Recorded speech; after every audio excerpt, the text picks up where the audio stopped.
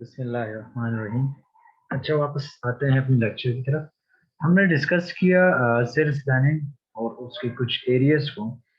ठीक है, अब थोड़ा सा आगे जाते हैं कि सेल्स प्लानिंग किस तरह करते हैं। अब न्यू बिजनेस क्या है।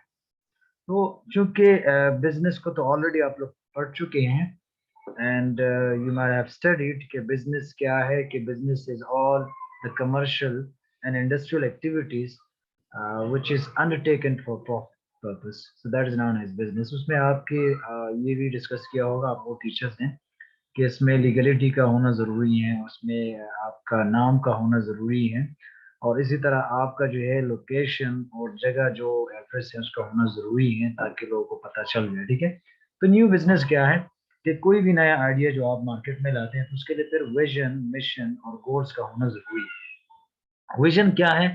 समथिंग विच इज विजनरी, मतलब आप अचीव नहीं कर सकते लेकिन आप डिस्कस करते हैं that we are going to be one of the best leader in this market. तो क्या है कि आप अपना एक विजन बनाते हैं कि यार हमने फ्यूचर में ये बनना है।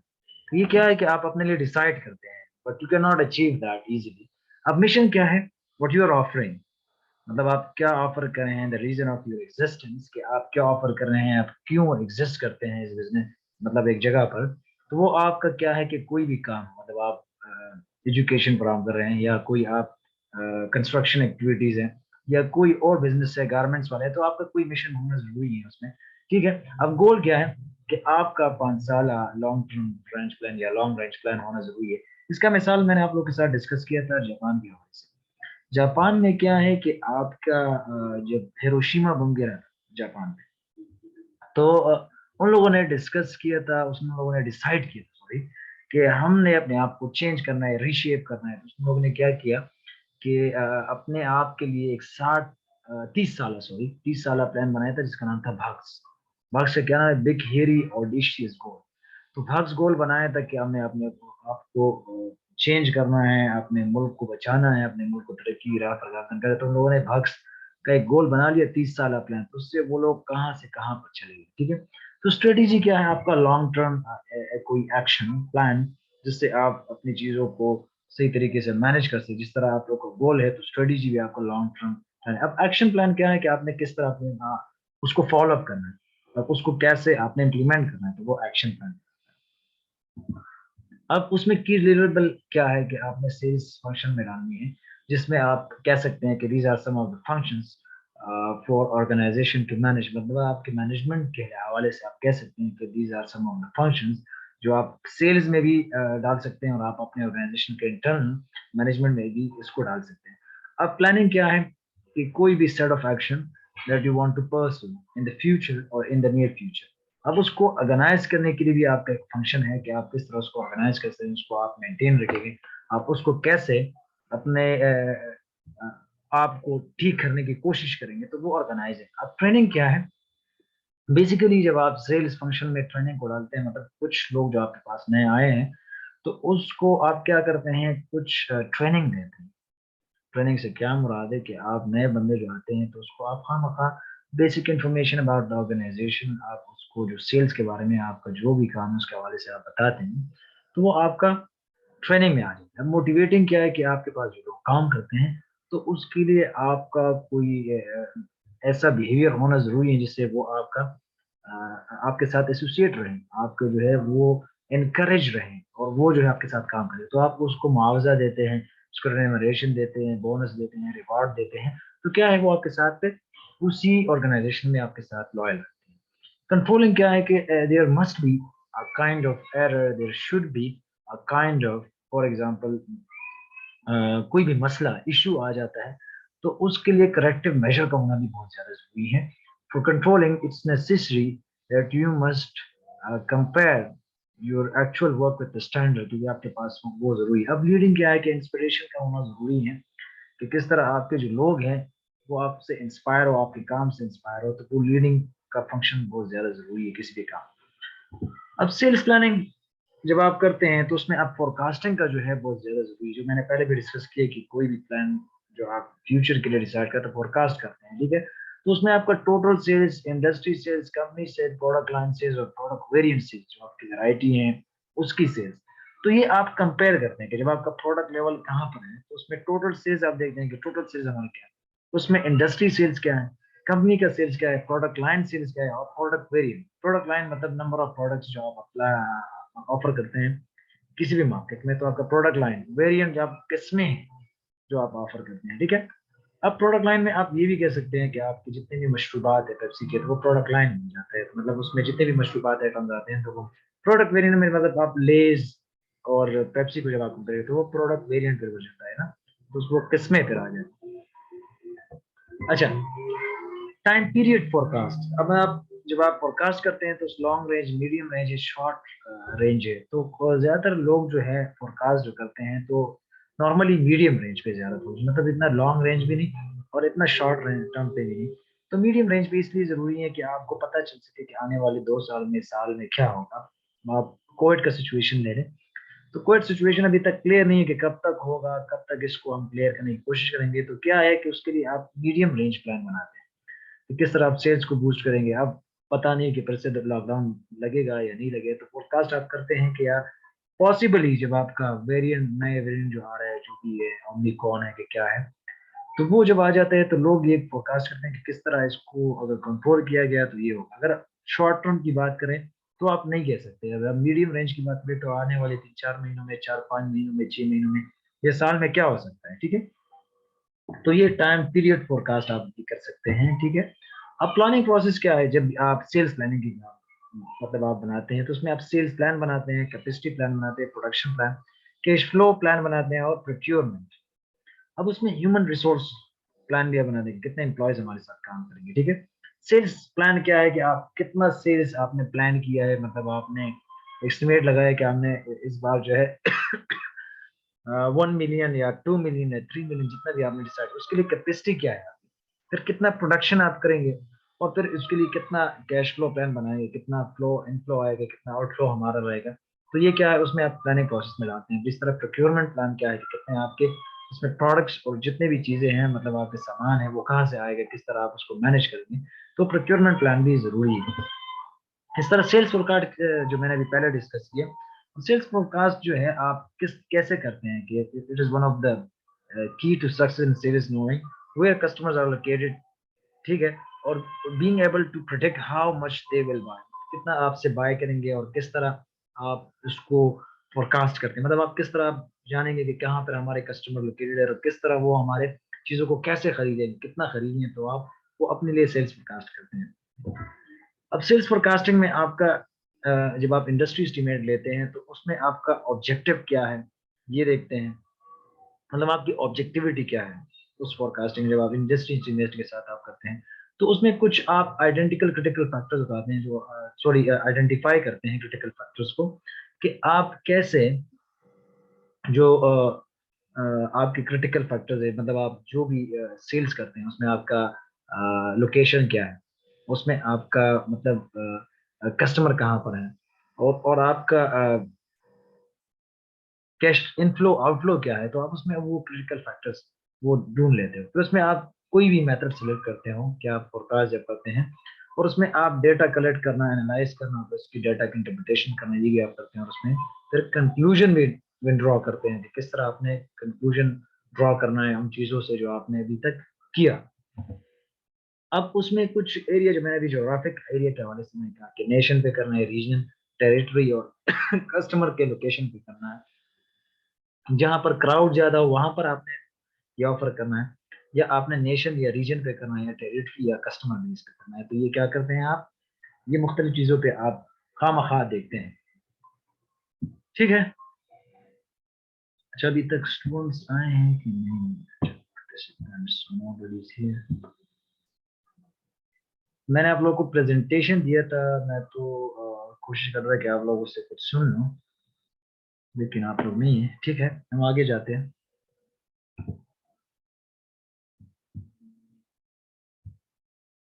अब फोरकास्टिंग के अप्रोचेस है, बता, टॉप बॉटम, मतलब इसमें top down, top to down जो है आपका डाउन अप्रोच। कोई भी स्ट्रेटेजिक बिजनेस यूनिट, ठीक है, जब वो लेवल फोरकास्ट करते हैं तो वो region, district, territory, sales person, individual customer sales quotas को देखते हैं। तो ये डाउन अप्रोच मेथड है कि आप जाएं, रीजन को सिलेक्ट करें, तो डिस्ट्रिक्ट लेवल पे, फिर टेरिटरी को देख लें, सेल्स पर्सन को देख लें, इंडिविजुअल कस्टमर्स, सेल्स कोटा को देख लें। तो ये आपका डाउन अप्रोच में हो जाता है, जिसको टॉप डाउन या ब्रेक डाउन अप्रोच कहते हैं। इसी तरह बॉटम अप, इंडिविजुअल कस्टमर से लेकर फिर ब्रांच तक टू जोन और कंपनी लेवल तक फोरकास्ट करना, तो ये आपका बॉटम अप या बिल्ड अप अप्रोच कहते हैं। तो ये दो किस्म के आपके वो है। इसी तरह अगर आप फोरकास्टिंग में मेथड्स देख ले, तो क्वालिटेटिव मेथड में आप कोई भी एग्जेक्टिव ओपिनियन ले सकते हैं, तो किसी से ओपिनियन लेना जो आपके साथ काम। डेल्फी मेथड में आप पैनल से प्रिडिक्ट करते हैं, डेल्फी मेथड वो ज्यादा मशहूर भी है डेल्फी मेथड में। इसी तरह आप सेल्स फोर्स कंपोजिट, जिसमें आप ग्रास रूट्स पे अप्रोच करते हैं और फिर उसको टेस्ट करते हैं कि किस तरह इसको कंट्रोल और सिमुलेटेड अप्रोच। अच्छा, ये भी आप देख लें कि फोरकास्टिंग में ये भी बहुत ज्यादा जरूरी है कि किस तरह आप ओपिनियन जो पहले वो है एग्जीक्यूटिव ओपिनियन क्या है।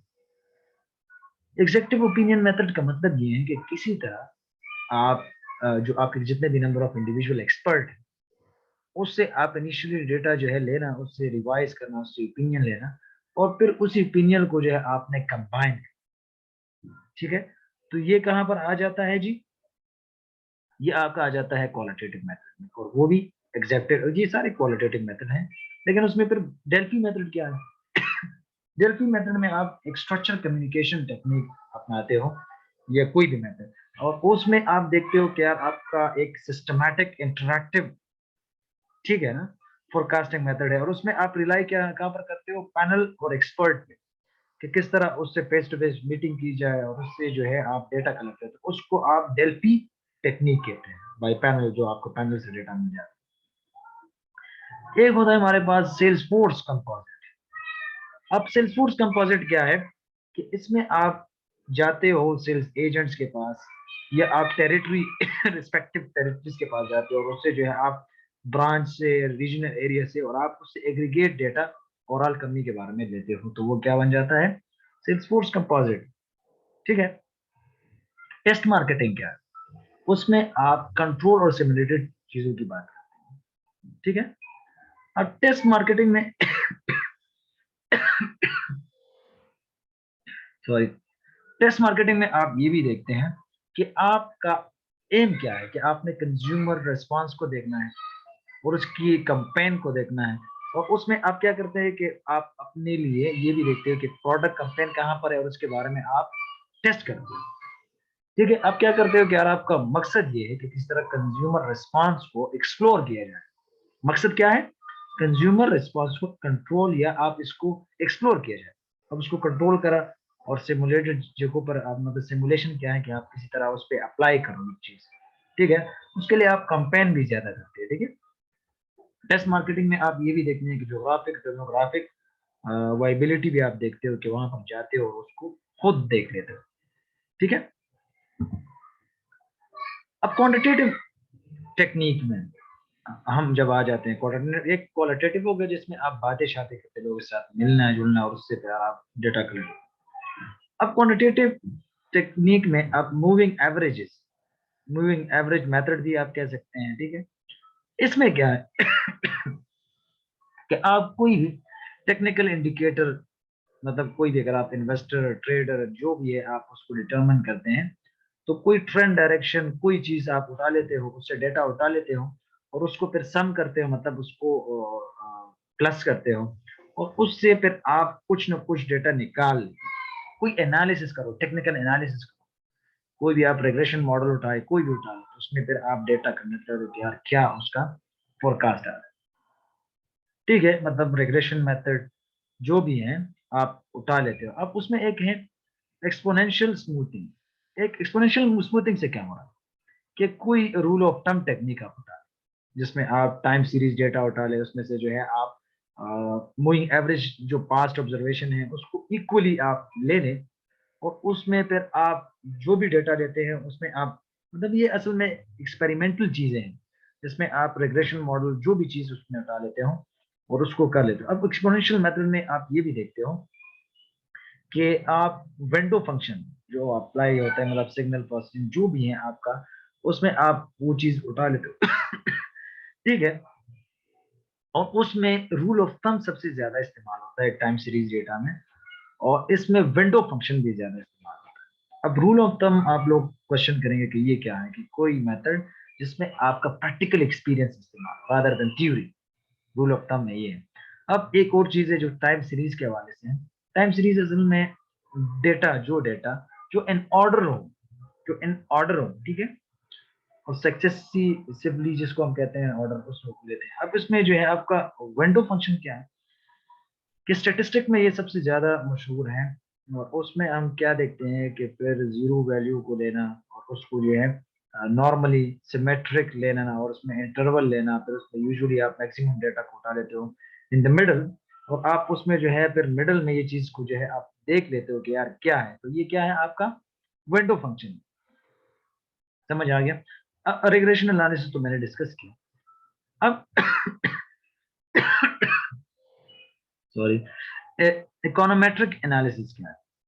इकोनोमेट्रिक एनालिसिस असल में आप ये भी कोई भी स्टैटिस्टिकल एप्लीकेशन जिसमें आप इंपेरिकल डेटा उठा लेते हो और उसकी इकोनॉमिक रिलेशनशिप फाइंड आउट करते हैं।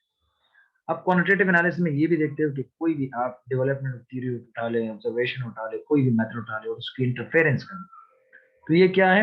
इकोनोमेट्रिक्स। कोई भी क्वांटिटेटिव एप्लीकेशन मैथमेटिकल मॉडल आप उठा ले, ठीक है, और उसको आप डेवलप और टेस्ट कर ले, उसकी हाइपोथेसिस टेस्ट कर ले, तो वो इकोनोमेट्रिक एनालिसिस में आता है। अब आते हैं थोड़ा सा सेलिंग सिचुएशन को डिस्कस करते हैं। सेलिंग सिचुएशन से क्या मुराद है कि कस्टमर की इंटेंशंस और इसकी एक्सपेक्टेशन जो है स्पेसिफिक, मतलब इंश्योरेंस मोबाइल सर्विस जो है ना, ये क्या है आप देख लेते हो कि सेलिंग सिचुएशन क्या है, कि वो स्पेसिफिक होनी चाहिए। ठीक है। अब उसमें कस्टमर क्या कर रहा है और कंटेक्टेड ओवर फोन। अब ये सिचुएशन है आपके पास, जब आपको मतलब ऑफर आती है, कॉल आती है, या आपको जो है कोई डील आपने करना है, ठीक है, कस्टमर के साथ, और कोई ऑर्गेनाइजेशन में आके आपसे बात कर रहा है, तो ये सिचुएशन कहलाते हैं। अब कोई जो है आपका सोल्यूशन निकालने के लिए सर्विस ले रहा है, इसी तरह रिटेल स्टोर पे जाता है कस्टमर, या आपका कोल्ड कॉलिंग ऑप्शन। अच्छा, ये ज्यादा जरूरी है, cold calling option. Cold calling option से क्या मुराद है, कि आप जब कस्टमर है ना,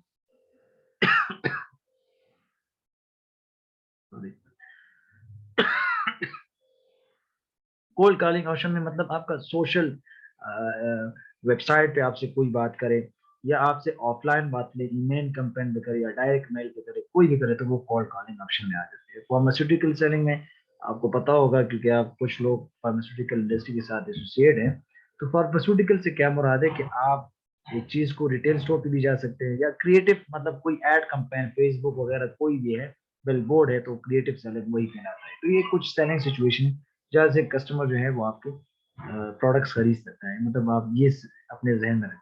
सेल्स बजट क्या है? सेल्स बजट जो है आपका कोई भी काम जो बजट है, क्योंकि आप जो बनाते हैं, क्योंकि आपका मकसद ये होता है कि किस तरह सेल्स को हम इंक्रीज करें, तो सेल्स बजट भी है बहुत ज्यादा जरूरी है कि आप लोग समझें। उसमें आप प्रमोशन एफर्ट्स मतलब एडवर्टाइजिंग करते हैं, जो आप सोशल मीडिया पे जो आप है, बिल बोर्ड है वगैरह, प्रिंट मीडिया जो भी है उस पर आप करते हैं। तो आपका मकसद ये होता है कि आपका किसी तरह आप आने वाले साल में क्या आप अपने कस्टमर को बढ़ाएं, अपने रेवेन्यू को बढ़ाएं। तो सेल्स बजट उसके लिए आप बनाते हैं। सेल्स बजट में आप ये क्या देखते हैं कि एंटरप्राइज का बजट क्या है, फिर उसमें जो है आपका कोऑर्डिनेट प्लान क्या है, और उसमें रिसोर्सेज क्या है, आपके ऑपरेशंस क्या हैं, ये सारा के सारा आप देख लेते हैं। और उसमें आप ये भी देखते हैं कि आप एक ऐसा प्रोसेस जिसमें आपका इंक्रीमेंटल और जीरो बेस्ड चीजों को भी आप देखते हैं। उसमें आप ये भी देखें कि रियलिस्टिक और पेसिमिस्टिक सिनेरियो को भी उठा लेते हैं सेल्स बजट में, तो ये आप यहाँ पे डिसाइड करते हैं। अब सेल्स बजट में आप पास्ट ट्रेंड को भी देखते हो और सेल्स फोर्स एस्टिमेट बना लेते हो पास्ट ट्रेंड की उस पे चीज पे। फिर ट्रेड प्रोस्पेक्ट देखते हो कि ट्रेड क्या चल रहा है, प्रेजेंट सिनेरियो क्या है, कस्टमर की एग्जिस्टिंग और पोटेंशियल क्या है, उसकी एग्जिस्टिंग नीड्स क्या है, उसकी पोटेंशियल क्या है, गवर्नमेंट न्यू पॉलिसी क्या है, अच्छा चल रहा है बुरा चल रहा है, तो ये गवर्नमेंट पॉलिसीज को भी देखते हो। इंडस्ट्री इन्वायरमेंट क्या है, अच्छा चल रहा है बुरा चल रहा है, तो ये आप सेल्स बजट में देख लेते हो। अब नंबर ऑफ सेल्स पीपल, अब डिसीजन क्या करना है, साइज ऑफ मतलब सेल्स के क्या है, और उस पे लिहाज से जो है आप स्ट्रक्चर को देख लेते हो एच ईच टेरिटरी में, मतलब जो टेरिटरी आपको दी है, पिशावर है, मंडान है, स्वात है, जो भी है, उस लिहाज से आप देख लेते हो। और उसके लिए फिर ट्रैवल वेरीज करता है कि आप किस तरह सेल्स पीपल को देखते हैं। ठीक है, और इसमें जो आपके मैं अच्छी मिसाल देता हूँ यूनिलीवर की। यूनिलीवर के जो वॉल्स, चूंकि मेरा एक दोस्त उसके साथ काम करता है, तो वो क्या है कि जो काम होता है किसी टेरिटरी मैनेजर को देते हैं, फिर उसके हवाले से, फिर सेल्स फोर्स के हवाले से, और सारा डिटेल जो है उससे ले लेते हैं। तो क्या है उसमें अफोर्डेबिलिटी, इंक्रीमेंटल और वर्कलोड मेथड, ये सारा आप देख लेते हैं। सेल्स टेरिटरी मतलब कोई भी टेरिटरी जो आप उसमें एग्जिस्टिंग और पोटेंशियल कस्टमर असाइन करते हो टू अ सेल्स पर्सन। ठीक है, एक सेल्स पर्सन को आप कस्टमर की टेरिटरी असाइन करते हैं कि यार ये आपकी टेरिटरी है, वहां पर आप काम करें, इसके अलावा और जगहों पर आपने नहीं जाना। तो आप सेल्स पर्सन को कह देते हो कि यार ये जगह है और वहां पर जाए और ये सारी चीजों को देखे। तो सेल्स टेरिटरी में ये सेल्स टेरिटरी कहलाता है कि आप इस जगह पे ऑपरेट करेंगे, इसके अलावा आप नहीं करेंगे। ठीक है, और may not have geographic boundaries, लेकिन जोग्राफिक बाउंड्रीज तो नहीं है, लेकिन आप फिर भी कह सकते हैं कि यार ये जगह है, इसके अलावा फिर आप औरों का इतना ना करें। हालांकि ये एक दूसरे के साथ खामखा शेयर करेंगे इन्फॉर्मेशन। रीजन फॉर टेरिटरी के आपका कस्टमर कवरेज ज्यादा हो जाता है। टेरिटरी जब आप बनाते हो किसी भी सेल्स पर्सन या सेल्स मैनेजर के लिए, ठीक है, और उसमें आपका सेलिंग एक्सपेंसेस कंट्रोल हो जाता है, और आपका इफेक्टिव वैल्यूएशन रहता है सेल्स परफॉर्मेंस का, और कस्टमर रिलेशन आप ज्यादा से ज्यादा बनाते हैं। ठीक है, और टेरिटरी डिजाइन में क्या होता है कि आप प्रोसीजर मतलब आपके प्रोसीजर स्टेप्स क्या है कि selection of geographic control unit, फिर उसमें determination of sales potential present, और उसमें ईच यूनिट को डिफाइन करना, फिर उसमें जो है आप बेसिक यूनिट्स को टेंटेटिव टेरिटरीज में डालना, और उसको फिर एडजस्ट करना कि उसमें कवरेज क्या है, डिफिकल्टी क्या है, और उसमें कैसे आपने रीड करना है टेंटेटिव टेरिटरी, और फिर उसमें बिल्डअप कैसे करना। ठीक है, और ब्रेक डाउन मेथड या ब्रेक अप जो मैंने बताया था, ठीक है, अभी पहले कोई बिल्डअप या ब्रेक डाउन मेथड कोई भी आप उसमें से ले लें। मतलब बिल्डअप मतलब नीचे से ऊपर, मतलब कस्टमर से लेकर कंपनी तक, अगर आपने कस्टमर से नीचे तक आना है, कस्टमर से ऊपर तक जाना है तो वो करना है, या आप कंपनी से लेकर कस्टमर तक में, तो ये बिल्डअप और ब्रेक डाउन मेथड कहलाता है। ठीक है, अच्छा हम एक और ब्रेक ले लेते हैं, और उसके बाद फिर जो है मैं एनालिसिस करता हूँ। ठीक है, तब तक अगर आप लोग यहाँ पर हैं तो आप वो प्रेजेंटेशन बना लें और उसको हम डिस्कस करेंगे।